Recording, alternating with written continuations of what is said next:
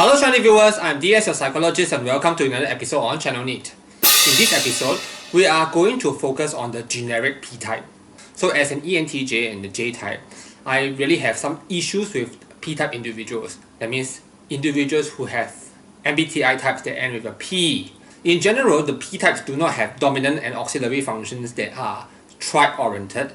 So I have the impression that most of them tend to be lazy, disorganized, and irresponsible. So they can be very drifty, unfocused, and some of these individuals might also be very self-entitled.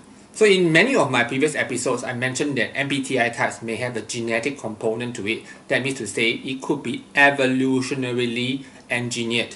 In other words, you are born into your MBTI type. But if you look at it that way, why would there be a stable proportion of MBTI types that are always P-types?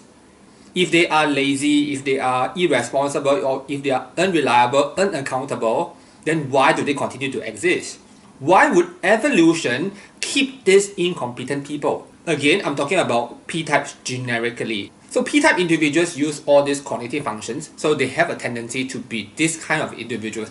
It doesn't mean that J-type individuals cannot be lazy. It's just that in comparison, you will have P-type individuals that display more characteristics that are of this. You might be very surprised, P-type individuals actually may have a higher survival rate than J-type individuals in our modern day. Why? Because they may also suffer from less stress. Generically, they are more chill. So J-type individuals may be more prone to things like heart diseases or stress, depression, more than P-type individuals. But then again, P-type individuals may also fall into certain things such as alcoholism, consumption of drugs. But this is taken in a very generic, stereotypical way. But if you do a chi-square test, you will find that this statement still holds, although not all P-types are like that. So there is one thing that P-type individuals may actually do that enhances their survival rate more than J-type individuals. Now I know a lot of employers, when they want to employ a person, they will make them do the MBTI test. But the MBTI paper and pencil test is not accurate. So there are a lot of P-type individuals that may be typed as J when they perform the MBTI test. If you look at it honestly, if you are looking for a job, naturally you want to portray the best side of yourself, right? Presume you like to party, you will say no, I don't. A lot of P-type individuals end up to be typed as J. And many of these so-called employers who believe they know MBTI want to employ J-types. Not to say the P-types deliberately lie or cheat, but it just happens that way. There is another thing about P-types that make them more employable.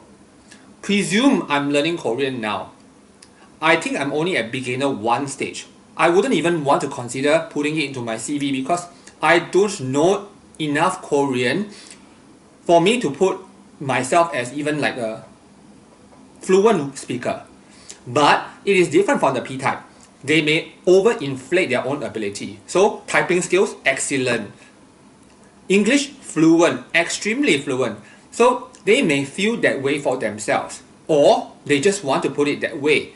So thereby enhancing their own persona or enhancing their image in such a way that they seem more desirable. So as an ENTJ, all this information or all these things that I'm not good at, I'll naturally filter them. I don't even mention it in my CV. If I'm not good in German, no, I don't even put them into the CV. But that doesn't mean I'm not learning it.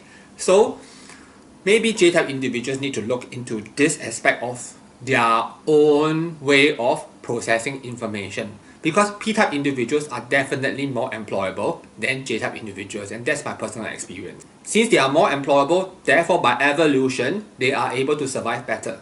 So I hope that this episode makes sense to you. At Channel NITT, we produce a lot of MBTI videos such as this one. If you enjoyed our video, do give us a like.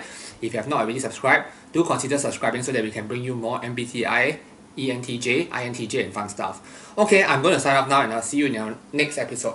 Bye bye!